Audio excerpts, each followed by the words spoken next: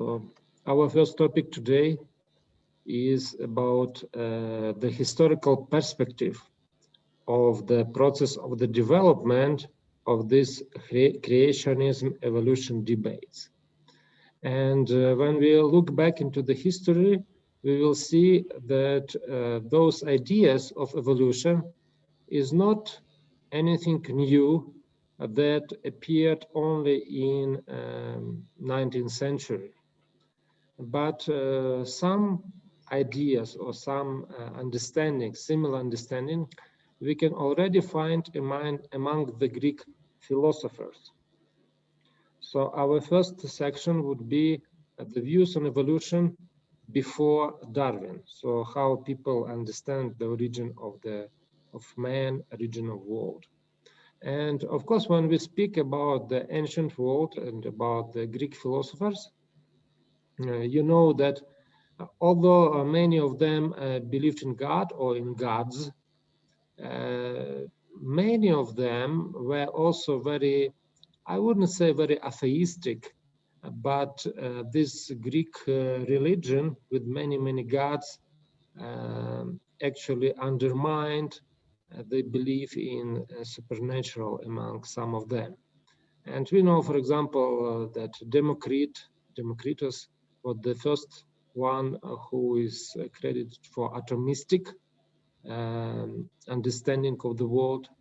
And one of the first ideas about the evolution we can find in the works of Greek philosopher Anaximander of Miletus. He actually proposed that the first animals lived in water during a wet phase of the earth past, and that the first land-dwelling ancestors of mankind must have been born in water and only spent part of their life on land. So this is kind of the first ideas or the first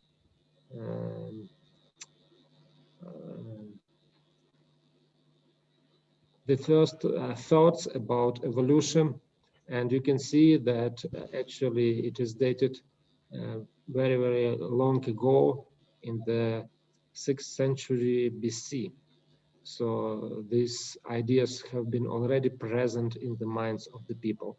But of course, most of the people at that time were religious people, and they anyway had to have kind of picture of the origin of the universe. And they just, many of them just follow the traditional ideas, traditional understanding. Or about another poet, Greek poet, actually not Greek but Latin poet, Lucretius, wrote a poem, De Rerum Natura, on the nature of things, where he described the development of the cosmos, of the earth, living things, and human society through purely naturalistic mechanism, without any reference to supernatural involvement. And his work became very influential, especially for the further philosophers and scientists during and after the Renaissance. So we can see that those ideas were present already in the 1st century BC about the development of cosmos and Earth through some naturalistic mechanism without any supernatural influence. So what is also interesting, some people try to find some hints on evolution views among the church fathers. For example, Origen of Alexandria argued that the creation story in the book of Genesis should be interpreted as an allegory for the falling of human souls away from the glory of the divine, and not as a literal historical account. What is written in his book, I do not suppose that anyone doubts that these things figuratively indicate certain mysteries, the history having taken place in appearance and not literally. So this idea, and you will see, is very popular in our days, but of course it took a different fashion, different mode, but actually almost the same ideas you can find in the minds of modern scholars, in the works of modern scholars. Also, some people try to find some views on evolution among in the works of Augustine. And he followed Origen in arguing that the Genesis creation story should not be read too literally. In his book, De Genesi ad Litteram, on the literal meaning of Genesis, he stated that in some cases new creatures may have come about through the decomposition of earlier forms of life. For Augustine, plant, fowl, and animal life are not perfect, but created in a state of potentiality, unlike what he considered the theologically perfect forms of angels, the firmament, and the human soul. Augustine's idea that forms of life had been transformed slowly over time prompted Father Giuseppe Tanzellanitti to claim that Augustine had suggested a form of evolution. So I don't think that Augustine really believed in a kind of evolution, but this idea, or this, how to say, the Catholic Church, you remember that in 1966, if I'm not mistaken, John Paul II issued a document where actually he said that the Roman Catholic Church accepts the theory of evolution. The only thing that they cannot accept that God created so they said that a man actually evolved from animals, the body of a man, but the soul was created by God, something like this. It was in his document that he proposed. And I just can assume, of course I'm not sure, that probably in order to support this position of the Pope, some of the Roman Catholic scholars, they tried to find some support of this position in the previous church fathers. And Augustine is one of the most influential Western church fathers.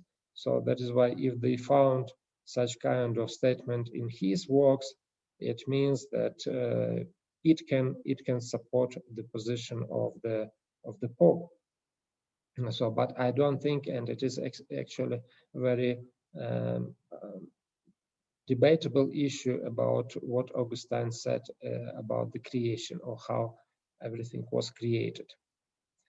Okay, so now we will move to the Enlightenment, and we can see that during this time, of course, during the Middle Ages, it's very difficult to say about any new ideas, because people mostly followed the traditional view, and we cannot find a lot of new things. But when after the Reformation, during the time of Enlightenment, we can see that it was a time of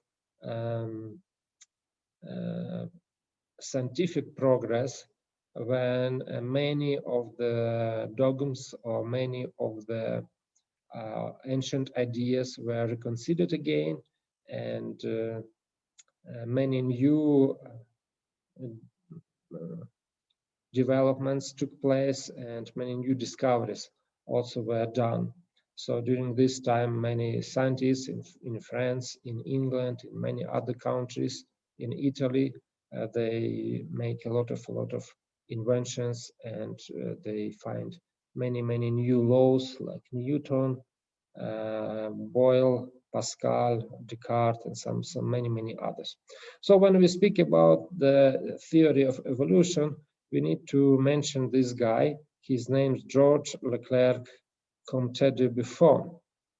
He was a French naturalist, and he published a very thick book of 36 volumes of natural history.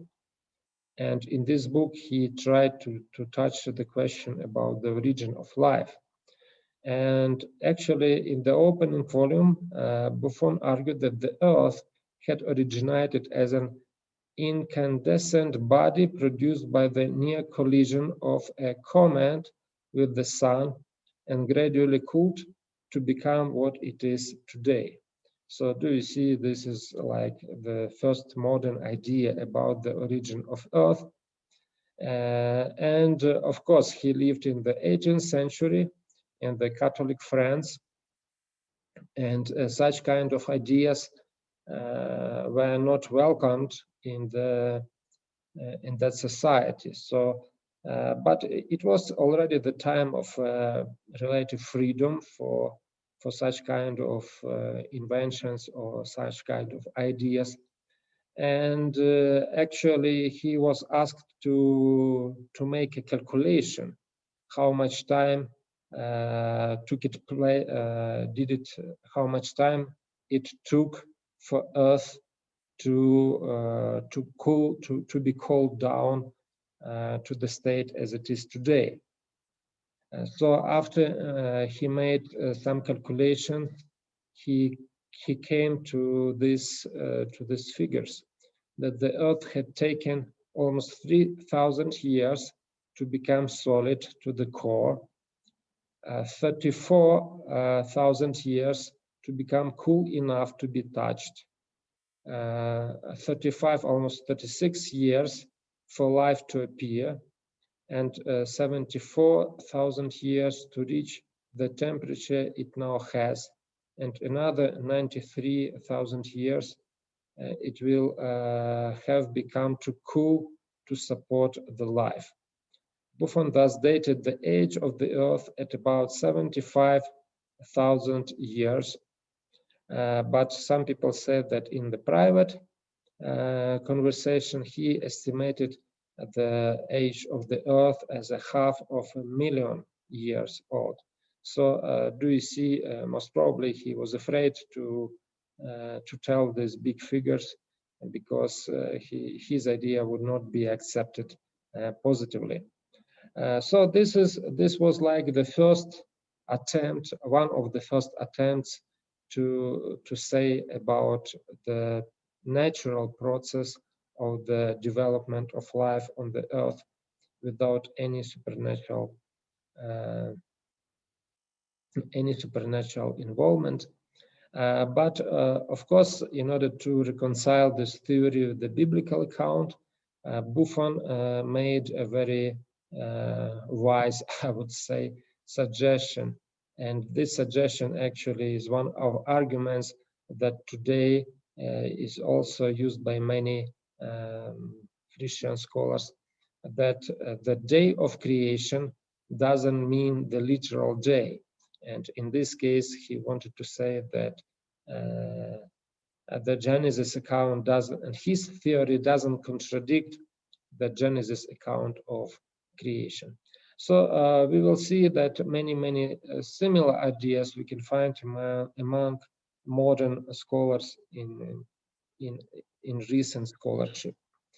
So another name that we should mention is Scott James Hutton. He was roughly a contemporary of Buffon. He wrote another book, and the title of the book was The Theory of the Earth. And he, in his book, he presented our Earth, or he had a vision of the Earth as a self-renewing machine. And so this is also a theory that according to which there were some natural cycles of the formation of the Earth. And he presented the cycle in such a way. So at first there is erosion, and it washes the continental work into the ocean, and the strata of sedimentary rock appears at the bottom of the oceans. when there are a lot of these sediments are accumulated together, they began to heat, so they have a worm in itself, and because of heat that they have, the rock melts, and after that rock erupts, so there is an eruption, and during this eruption, like new continents can be formed, and some process like this is happening. And after that, again, we have a new sedimentary strata or is deposited, and the cycle starts again.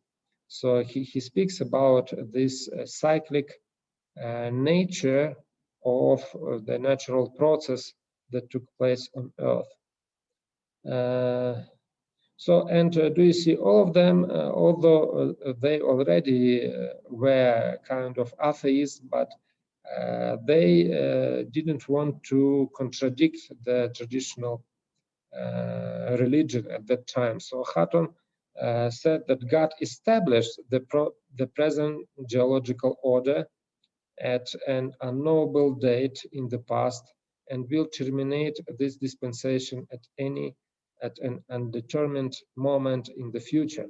So he actually said that there is God, but God is behind this process, is behind this cycling process. So he started everything, and one day he will finish everything.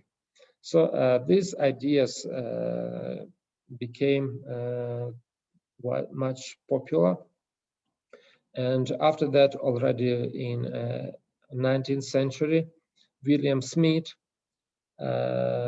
he started to work with the fossils and the rock layers. Actually, I need to tell that at that time, the leading people were those who tried to, whose business was to mine the natural resources. So they tried to study the sediment layers that we have in different places. And William Smith was one of them. After many years of field observations, he published 3 works which contain the first geological map of England and Wales, and an explanation of the order and relative chronology of the stratigraphic formation as defined by certain characteristics of fossils rather than the mineralogical character of the rock or of the rocks.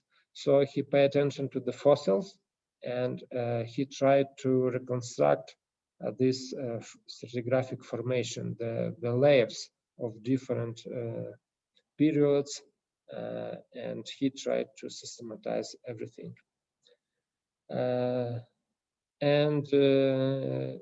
He believed that there was a global flood, and the global flood was responsible for producing the gravel, clays, and sands scattered over the Earth's surface.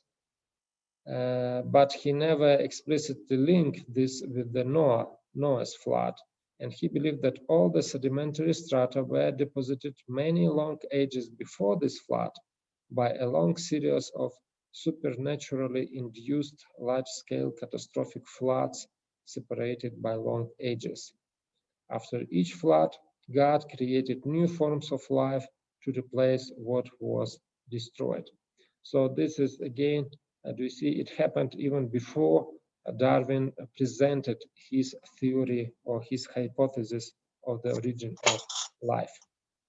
So if you have any questions, you can ask. Okay, we can go further. Yes, in the 19th century, another very famous person was George Cuvier, and he also wanted to reconcile somehow science, his time science and religion. He wrote a book, Theory of the Earth, and in this book he treated the post-flood biblical history quite literally, but he didn't treat it in the same way the history before flood. Actually, he didn't accept it the Lamarck's theory of evolution, but he also tried to understand the history of the fossils. And he published, he investigated some territory not far from Paris, together with another scholar. And he concluded that many species had indeed got extinct, but not at all at one time. He believed also in the cyclic process, or many different floods that took place in the past. And Smith also believed that each stratum that he observed was characterized by wholly unique fauna. The fauna had appeared for a time, and after that catastrophically destroyed, and that new life forms arose. So do you see, there are many ideas very similar to the previous one, to William Smith, and that there was some cycles, and that nature actually shows that those cycles just change each other, and new forms of life appeared in a new cycle. But I just want to tell you that many of them, at least formally, still were Christians, so they believed in God. So in 1920s, we can see that this geological column was almost completed. Of course, it differed from the modern days geological column, but in many things it is the same as it was developed in 19th century. So usually they speak about three layers. The primary layer is the layer where there is no fossils at all, and this is the original layer. After that, we have a secondary layer, and this is the layer of the sediments. And there are a lot of fossils there. And the third layer also has many fossils, but in the second layer, there are many fossils that are extinct, so they do not occur anymore. But in the third layer, there are many fossils of the animals and other living creatures that are present in our world even today. So this was the main ideas at that time.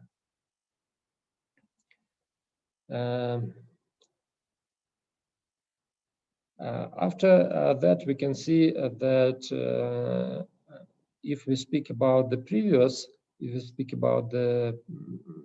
previous geological forum, so they mostly said that there were three different layers, or three different three different layers of the sediments. And this person, John Phillips, he named all these three major eras, or three major periods of time. And this was Paleozoic, and Mesozoic, and Cenozoic. Paleozoic dominated by marine invertebrates and fish. So we have only, among the fossils, we have only this kind of fossils there. Mesozoic age, the age of reptiles, and current Cenozoic age is the age of mammals. So you can see that it is very common to our modern geological column. And of course, now we need to come to the first predecessor of Charles Darwin, and his name was Jean-Baptiste Lamarck. Actually, he almost said the same as Darwin said, with some modifications. And his idea is the idea of evolution, and it is called Lamarckism. And this is a theory of evolution based on the principle that physical changes in organisms during their lifetime, such as greater development of an organ or a part through increased use, could be transmitted to their offsprings. The doctrine proposed by the French naturalist Jean-Baptiste Lamarck in 1809 influenced evolutionary thought through most of the 19th century, and Lamarckism was discredited by most genetics after the 1930s, but certain of its ideas continued to be held in the Soviet Union up to the middle of 20th century. So his idea was that actually if it's clear, yeah, so if somebody for example have some organ or something, some qualities or characteristics better than others, so this characteristic could be inherited, so it could be given or transmitted to the offsprings, and after that this characteristic can be increased or enforced, and in this case the changes took place in the species in some generations after this. But of course this theory was refuted when the laws of genetics were found. So when scholars, scientists understood that actually it is a matter of DNA. What is written in DNA is transmitted to the new generation. And in this case, it is just impossible to do anything just by enlarging one organ or another. So that is why Lamarckism is totally refuted today. So nobody supports this idea. But anyway, it was a kind of harbinger or something that just happened before Charles Darwin suggested his idea. Yeah, classical example of Lamarckism is the giraffe. So he just said that just imagine giraffes which wanted to eat leaves from the trees, and the first giraffes probably didn't have a very long neck, but because they were always exercising in eating leaves, so because of that their neck from in each generation it was getting longer and longer, and finally we have the giraffes as they are today.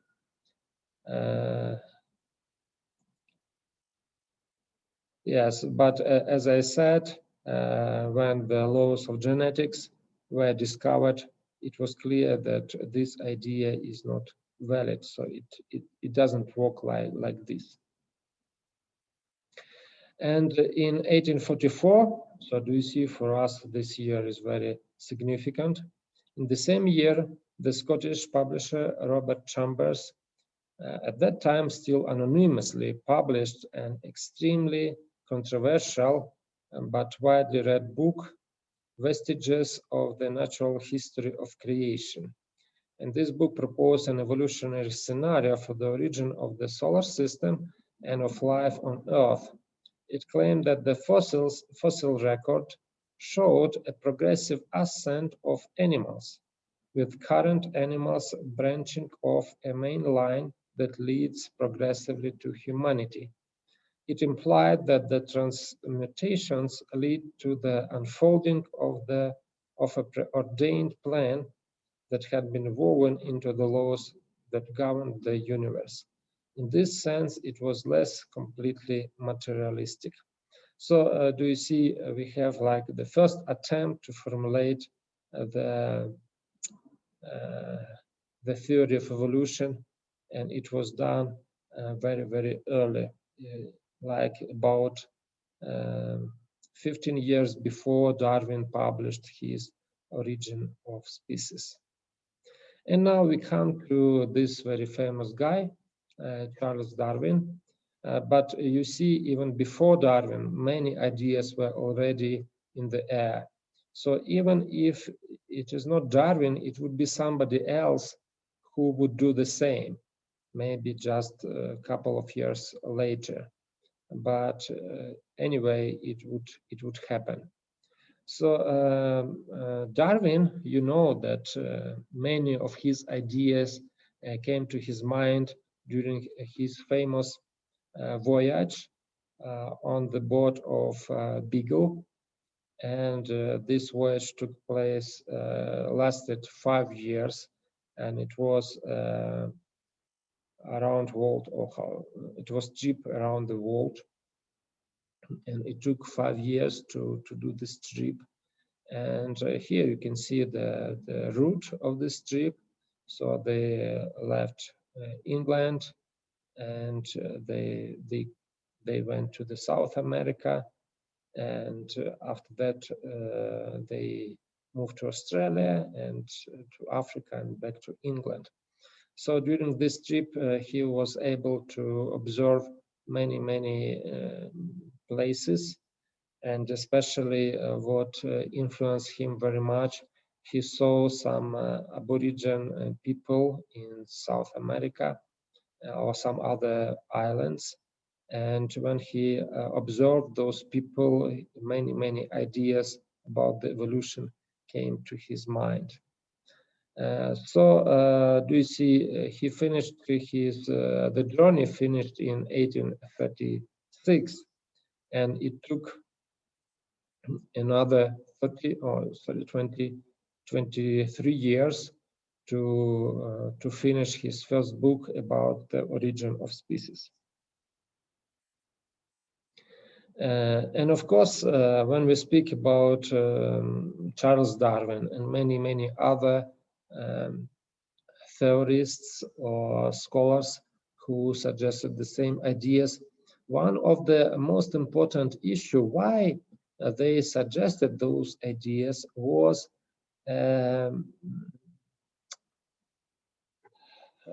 how to say, they saw the cruel things in this world, even in the natural world, and they cannot reconcile the existence of such cruelty in this world with the idea of a kind creator. So they just cannot understand how God, who is good, as the religion says, actually could create some very cruel things. And for example, when he published this book, no, even before he published the book, he sent his book to a very famous Harvard botanist, Asa Gray, and he tried, and there was a kind of correspondence between Darwin and this botanist. And in this correspondence, a botanist answered Darwin and said that he is a little bit, he worries about how the religious society can accept this kind of ideas. And this is what Charles Darwin answered.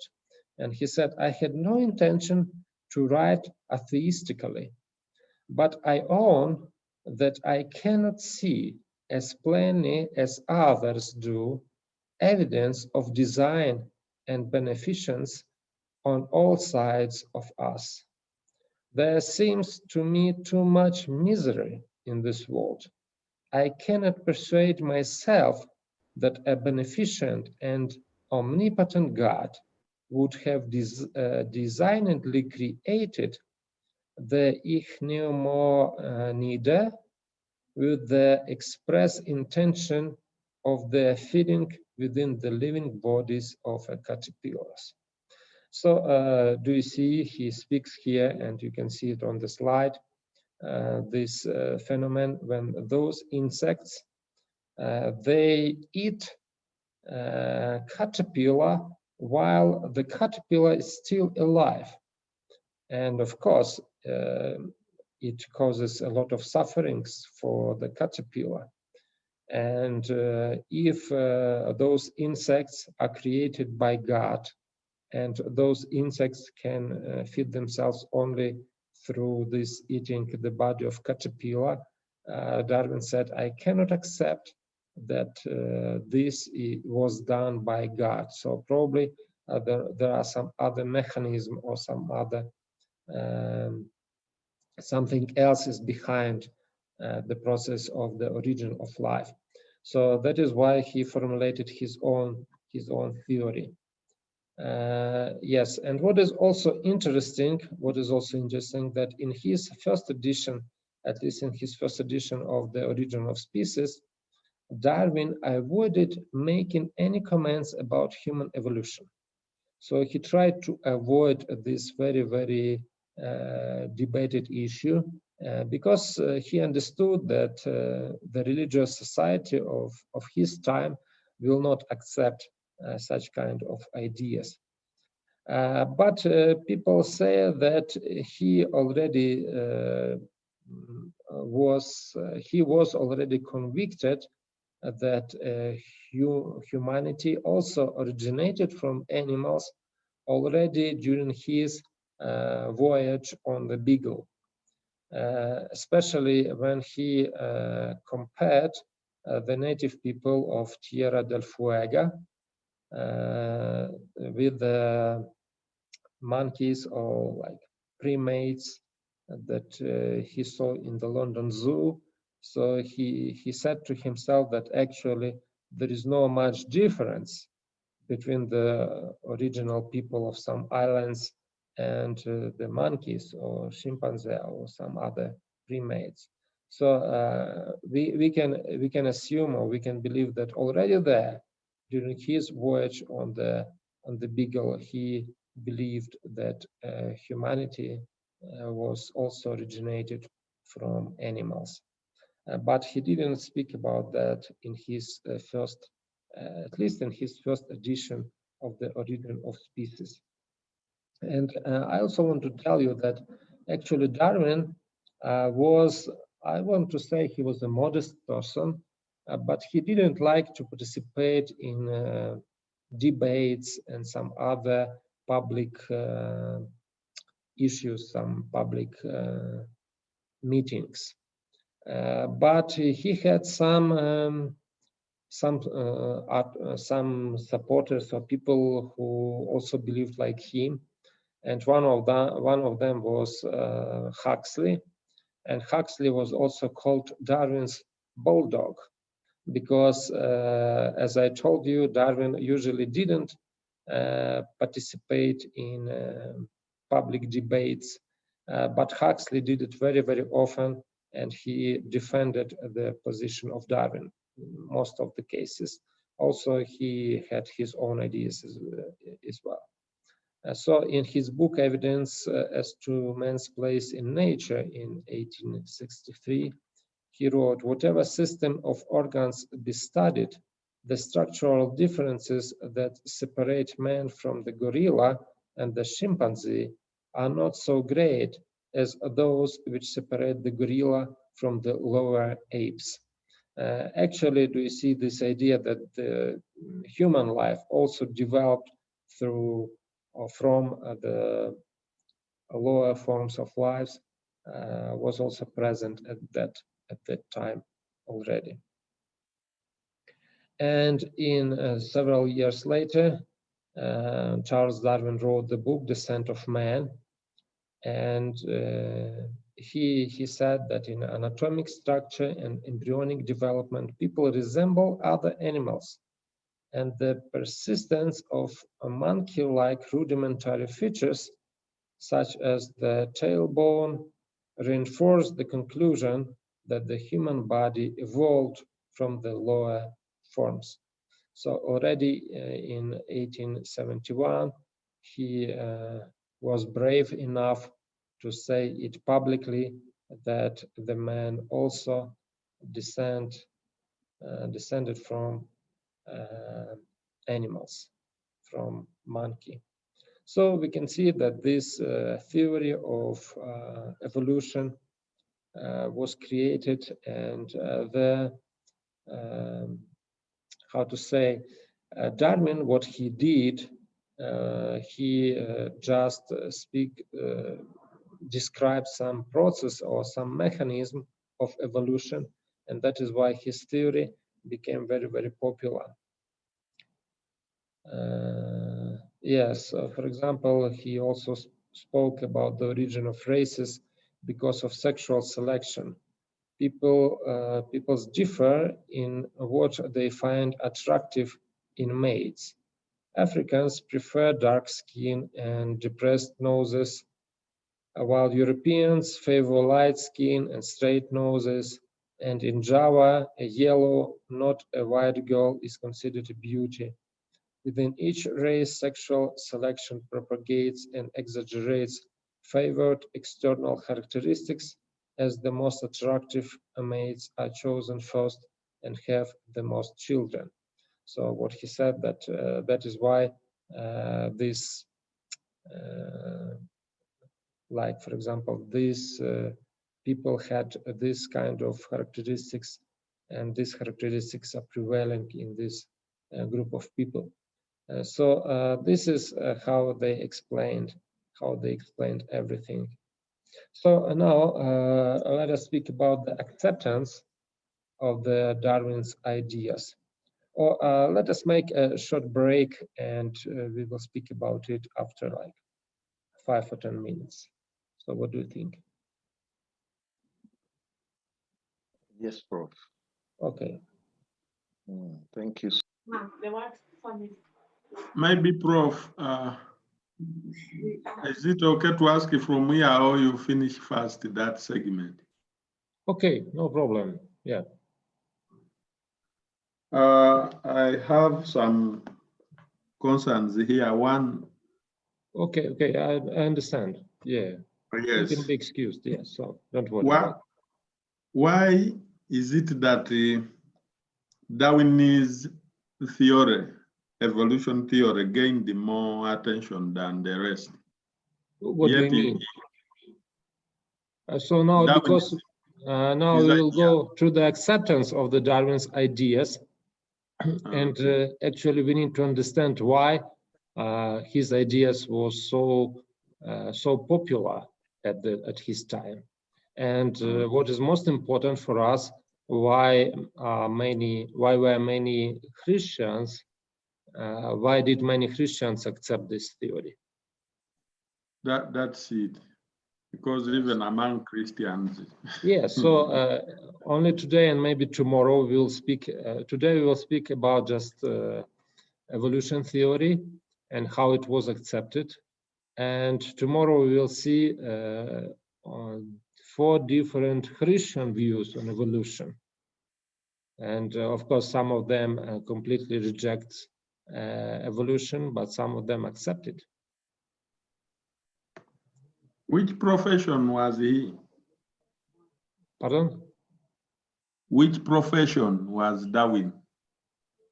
Who? Darwin? Yes, his profession. He was a biologist. Okay. Okay, so we shall continue. So Yes. now we speak about the acceptance of the Darwin's ideas, and we can see that it depends on the level of education of the people. So people with the high education accepted, or those people who had a degree, so they accepted more easily Darwin's ideas. But of course, the majority of the population at that time was still hostile to Darwin's ideas and to the idea of the origin of species, or idea of evolution, or origin of people. Because you know that at that time the society was still very religious, and for them accept Darwin's ideas was just to betray the foundation of religion. So many Europeans and Americans had hotly debated the idea that humans evolved from animals, and this rejection continued long after the Descent of Man was published. So one scholar, he made a survey and research on the acceptance of the ideas of Darwin in the beginning of the 20th century and in the end of the 20th century. I don't remember, do I have this slide or not? Maybe I have it. But what is interesting, he said that he actually tried to understand the acceptance of Darwin's ideas among the scientists. And he said that the scientists that are not very famous, they're not very popular, most of them, like he formulated the rule like 40-60%, like I don't remember, it seems to me 60% still believe in God, and it was in the beginning of the 20th century, and the same percentage remained in the end of the 20th century. The most of the scientists, they still believe in God, and they don't support the theory of evolution. But the scientists who are like top scientists, like very, very famous scientists, they do not, like more than 90% of them do not believe in God, and they completely, fully accept the theory of evolution. And he actually made a conclusion that the ratio remained during the last century, so it didn't change. But we need to remember one more important issue that took place in 19th century, and it was developing in the 20th century, and it is the high criticism of the Bible. So you remember this guy, Julius Wellhausen, and Wellhausen, even not Wellhausen, even before him, starting from the end of the 18th century, we can see that many people don't believe that the Bible is a product of inspiration. So the Bible is just a product of Jewish folklore and nothing more. So because of that, do you see those Christian ideas were undermined from this side as well? And because this higher criticism undermined the authority of the Bible, and Darwin suggested another explanation of the origin of the people. So in this case, these two theories combined together, and they had an effect on the minds of people. So I just give you one feedback of one very, very famous person. His name was Andrew Carnegie, and he was at that time he was like a billionaire in the United States of America, and he describes his own experience about what he felt when he first read about the theory of evolution. And he says, "I remember that light came as in a flood, and all was clear. Not only had I got rid of theology and the supernatural, but I have found the truth of evolution. Man was not created with an instinct for his own degradation, but from the lower he had risen to the higher forms." So do you see, this is the perception of the theory of evolution by Andrew Carnegie. But of course, he was a very, very rich person. And as I told you, only like one part of the society accepted the evolution theory. But at that time, in the beginning of the 20th century, most of the ordinary people just, of course, didn't accept the theory of evolution. And when we speak about the Christianity also divided, and there were, we can say, there were two camps in Christianity. The first camp is the camp of the fundamentalist, and another camp is the camp of modernists. And they have, of course, some controversy and tension. There was a tension between them. And at that time, the fundamentalists are formed as people who believe in the Bible, and the Bible is an inerrant word of God. And modernists try somehow to reconcile the science and religion, the science and the Bible. And you can see this is a caricature on the modernists, and it is called the descent of the modernists. So they start from accepting Christian ideas, but very, very soon they will discard many of Christian beliefs, and finally they will end with the atheism. And especially in Protestantism, the church divided on these issues. And many other issues were involved in those debates. And as I told you, there were like two camps, fundamentalists and modernists. From the fundamentalists, the modern evangelicals emerged, and modernists, they are mostly those who like traditional religions or traditional Protestantism. Many of them came to this camp of modernists. Yes, and the fundamentalists, as I said, they believe that there is no errors in the Bible. So the main idea of the fundamentalists was like this: if the Bible contains any errors at all, then how can it be divinely revealed?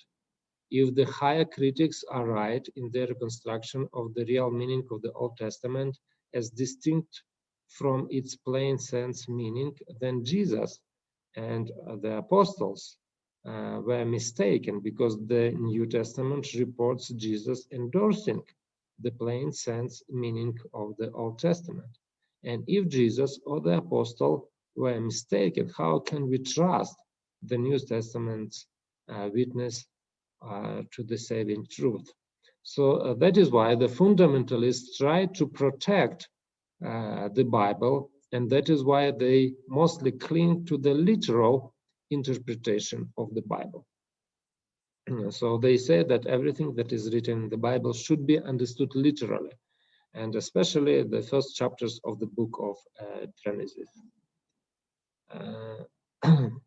Yes, it is important to distinguish the fundamentalist insistence on the inerrancy of the Bible from literalism. In most of the cases, they understood literally, but in some cases, they tried to divert from the literal interpretation. For example, fundamentalists defend not the literal truth of the entire Bible, but the claim that from cover to cover it is errorless. When possible, of course, they read their Bibles literally, but sometimes the literal meaning of a passage would endorse what they consider to be a scientific or historical error, or a practice they judge to be immoral, such as polygamy or slavery. In such cases, fundamentalists sacrifice literalism in order to save inerrancy. So just several examples of how they try to reconcile scripture with the science. Especially in the beginning, for example, William Bell Riley interpreted the days of creation as ages in order to reconcile the Genesis narrative with the geological evidence of an ancient earth, while the Scofield reference Bible annotations achieved the same end by means of the gap interpretation. But later on, they diverged from this kind of attempts, and in our days, evangelicals or fundamentalists, they do not believe in this, and on the contrary, they stick even more closely to the literal interpretation. So about this Scofield Reference Bible, you know that it is a very famous. It was a very famous Bible. It was the first Bible with some comments, and actually the dispensationalism became very popular because it was promoted by Scofield's Bible. So as a commentary on Genesis 1:1, Scofield wrote actually this interpretation of the of Genesis 1:2 is based on the meaning of the word of the Hebrew verb chaya. So chaya, as you know, could be translated as it was, or it could be translated it become or it became. So both translations are very possible. And when we read our Bible, the usual translation is that in the beginning God created the heavens and the earth was empty and formless, or the Hebrew translation is tohu vavohu. So Scofield and his adherents, they translated it a little bit differently. They translated the verb haya, the earth was, as the earth became.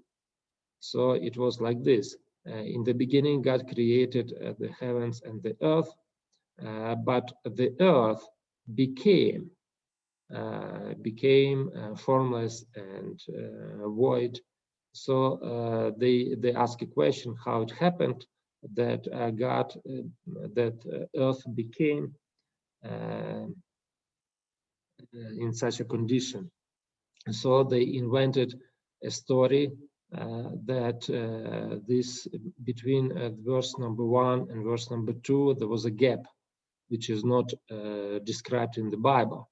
And during this gap, what happened during this gap? So God created the world, and everything was okay, everything was very good, but Satan was expelled or driven away from heavens. So he came to the earth, and he transformed this world, the first world that was created by God, into the house, into the tohu vavohu. And because of this, God started a second cycle of creation, which is described in Genesis 1 from verse 3. This theory was called active gap theory, and this active gap theory, because it was in the Scofield Bible, it became very popular. But of course, in our days, almost nobody holds this position, and almost nobody holds this opinion about the active gap theory. And we will discuss this active gap theory a little bit later, when we will also discuss the passive gap theory. But we will do it a little bit later. And also you can find the discussion of this in the article written by Richard Davidson in this book, He Spoke and It Was. So what happened in the beginning of the 20th century? In the beginning of the 20th century, we can see that this fundamentalist modernist controversy brought a lot of tensions in the life of the society. And fundamentalists, they tried to lobby the laws against teaching evolution in public schools. One of these was Tennessee's Butler Act, and this Tennessee's Butler Act prohibited. So in some states they succeeded, and some legislation was accepted, like Butler Act in Tennessee. So this Butler Act prohibited teaching evolution in public schools. And there was a very famous case. It was called Scopes trial. This guy, John Thomas Scopes, was a teacher who started teaching evolution in public school. And of course, he violated because he lived in Tennessee, he violated this Butler Act. And he was accused in this violation, and he was tried. And this trial became very, very famous as a Scopes trial. And he was found guilty, and he was fined $100. And this is like $1,500 in our time. So this trial was very, very famous at that time. So it is clear, it shows that actually, at least in the United States of America, the majority of the population was against the theory of evolution. So because the population was religious mostly, they couldn't accept the theory of evolution. But everything changed in the middle of the 20th century. So in the middle of the 20th century, everything was reversed. And there was another very, very famous case, and it was called Everson versus Board of Education. And actually, it was a very, very minor issue, not related to the teaching of evolution in schools or something like this. So in the 1940s,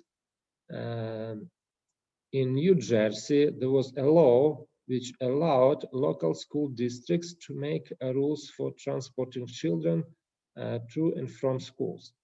And actually in New Jersey, do you know, in the United States of America, like, for example, in Kenya as well, so when a school is located very far, so children have to go by transportation, like school bus or some other transportation, use this transportation to go to school.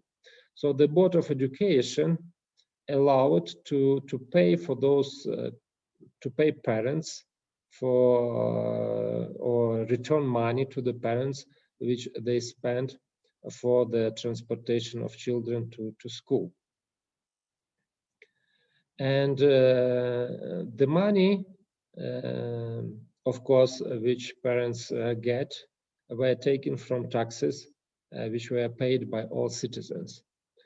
This guy, Arch Everson, he was a resident and taxpayer in one town in the United States. He started a lawsuit with the Board of Education, and he argued that using tax dollars to help children get to Catholic schools violated the establishment cause. And this, his claim actually led that there was the legislation was accepted about the separation between church and state.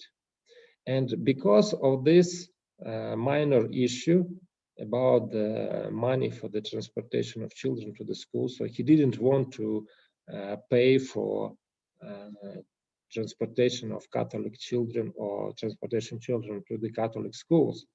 But because of this, the legislation was accepted about the separation between church and state.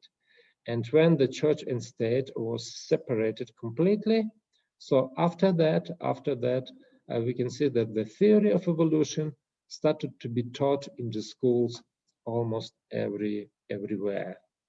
In succession decision beginning in 1948, the US Supreme Court struck down classroom religious instruction, school-sponsored prayer, mandatory Bible reading, and in 1968, anti-evolution laws was also repudiated. So we can see that everything changed in the middle of the 20th century.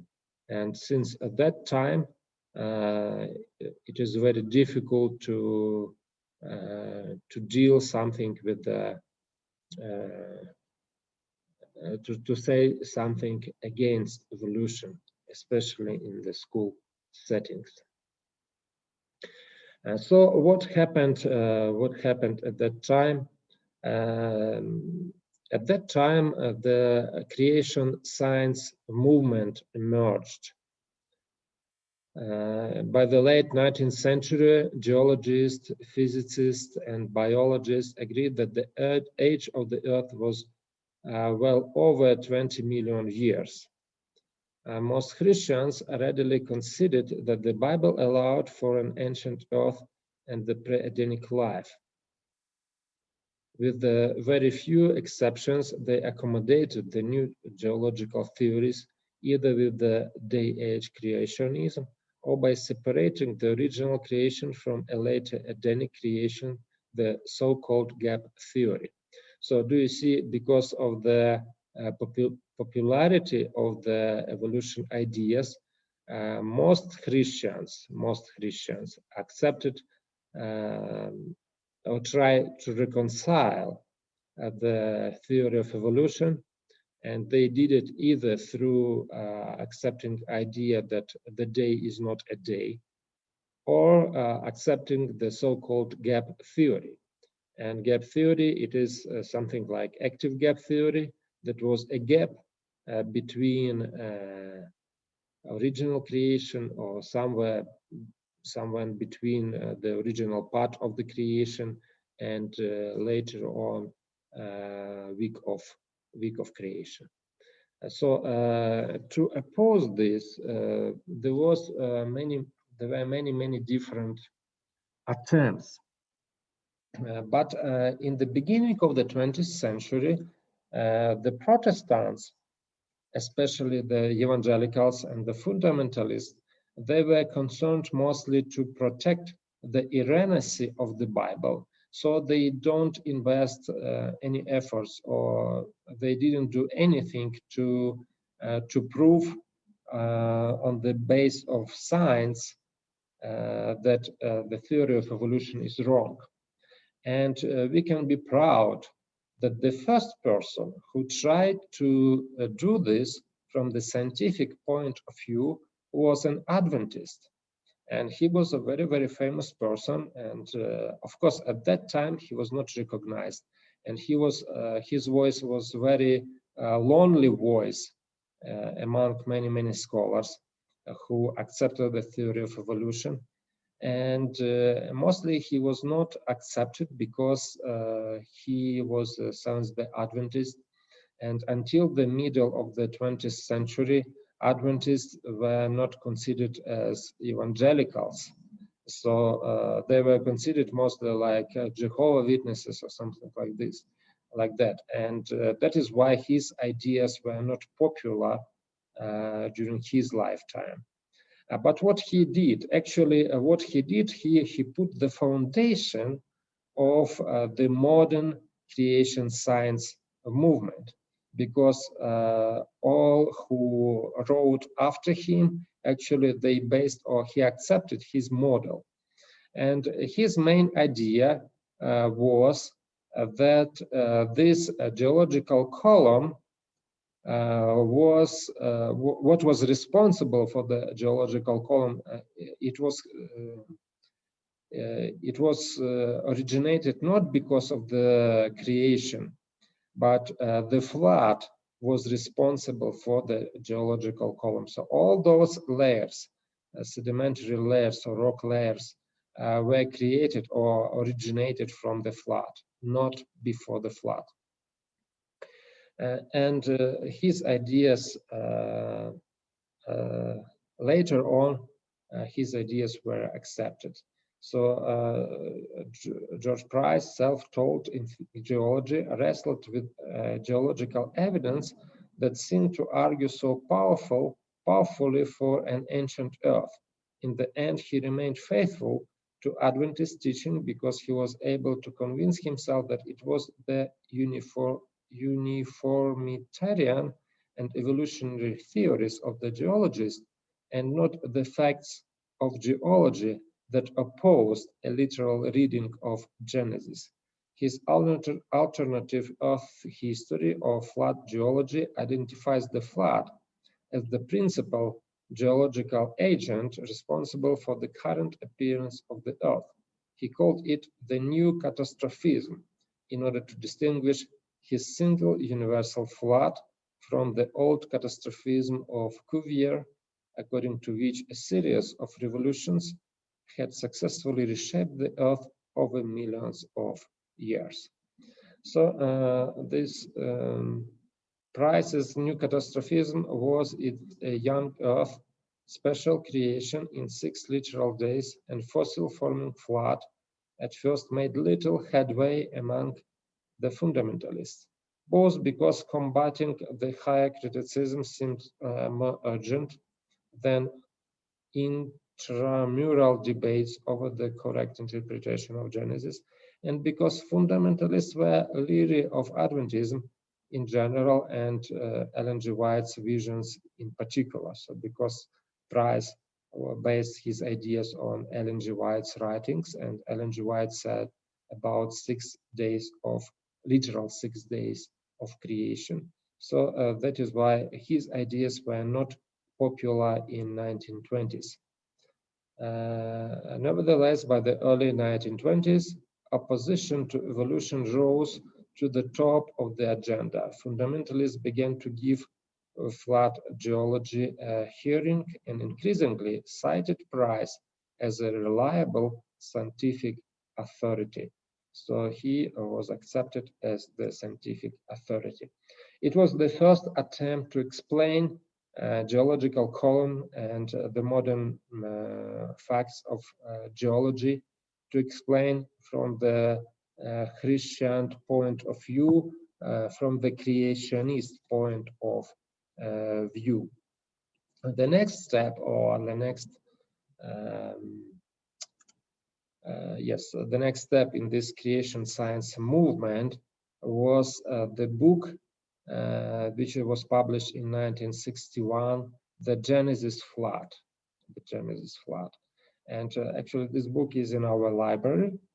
And we will not, of course, we will not read this book because it is mostly about the scientific ideas behind the flood and what is written in the book of Genesis. And it is not, it is beyond our class agenda. And we are not, it is not a scientist class. So, but this book became a very, very important benchmark. And this book became a classical book which explains the geological column in the same manner as Price did. So the two authors, Whitecomb and Morris, they wrote this book, and they also tried to support the biblical account of 6-day creation. And they said that this 6-day creation took place in the past 10,000 years. So, and this is actually the position of many modern Adventist scholars, that the age of the earth is about 10,000 years. The book spawned a movement within American fundamentalism, and Morris was like a Moses leading the faithful into a promised land where the science proved religion. So we can see that this book was really very, very important. The Genesis flood proclaimed that the evidence of the Bible conclusively shows that the earth is young, that sin predates death, and that the Great Flood was a worldwide cataclysm. Since all true science must conform to these facts, historical geology and evolutionary biology must be false. And not only are they scientifically false, they are spiritually lethal. So it means that they bring to some spiritual disaster, because they undermine the trust in the scripture, the trust in religion in general. Yes, so what happened after that? So those debates about between fundamentalists and others remained, and actually the fundamentalists tried to introduce, if not prohibit, the teaching of evolution theory in schools, but at least try to introduce teaching of creationism in school. and it was called the balanced treatment.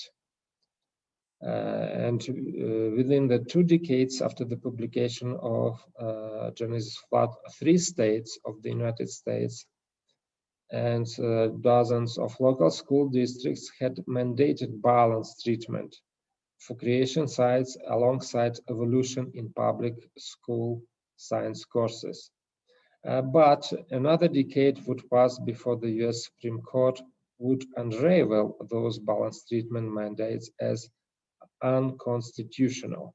And do you see, it was back to this Everson versus Board of Education case, because after that the school and religion was completely separated from the state, and because of this, based on this, they prohibited the teaching of any creationism, because they believe it was creation science was nothing but a religion dressed up as science.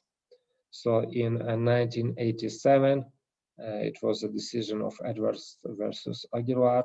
So they prohibited teaching any creationism in schools. The last part for today is another movement. We will speak about it tomorrow as well, but I would like also to say something. The intelligent design movement. So the intelligent design movement promotes the idea that many aspects of life are too complex to have evolved without the intervention of a supernatural being, the intelligent designer. Of course, this movement, intelligent design, doesn't tell that it is God who created everything, but it implies that there is an intelligent designer. So without calling him God or anybody else.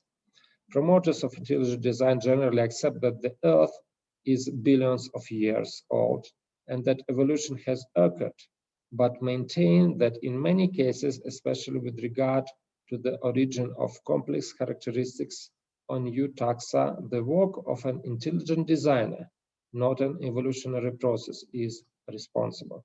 So the intelligent design movement is also an attempt to reconcile evolution with creationism. And there were several very influential proponents of intelligent design movement.